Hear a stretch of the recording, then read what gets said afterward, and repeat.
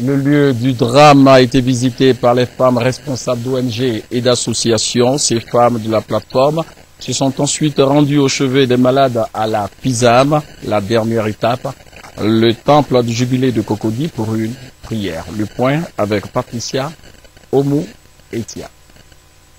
Procession des femmes leaders des ONG et des associations, toutes tendances confondues. Chants et prières d'action de grâce pour rendre hommage aux victimes de l'accident du bus de la Sotra. À l'occasion des 3 jours de deuil national décrétés par le chef de l'État, la plateforme des femmes leaders s'est recueillie sur le lieu du drame. La visite s'est poursuivie à la Polyclinique internationale Sainte-Anne-Marie. C'est ici que les miraculés de l'accident sont soignés. La présidente du réseau régional Paix et Sécurité des femmes, Salimata Porquet, a prodigué des paroles de réconfort et de courage pour chacun des blessés. Selon elle, ce drame ne doit pas être un frein à la réconciliation. On dépasse, n'est-ce pas, toutes nos sensations, toutes nos rancœurs, toutes nos émotions. Qu'on se dise, il y a quelqu'un qui est à la tête de ce pays parce qu'il faut positiver tout ce qui se fait. Même cet accident qui vient d'avoir lieu, il faut le positiver. Dieu sait ce qu'il fait. Il ne faut pas se dire, ils n'ont rien vu encore. Qui n'a rien vu? Mais c'est nous.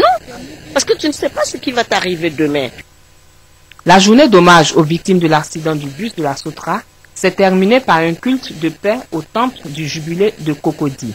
Le révérend Benjamin Boni a exhorté les uns et les autres à mettre Dieu au centre de leur vie. Dieu ne nous a pas abandonnés. Il est avec nous. Pour que la Côte d'Ivoire continue son chemin. Dieu est avec le chef d'État.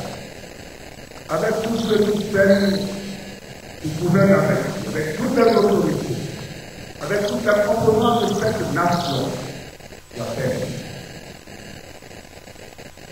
Chacun de nous, à ce niveau,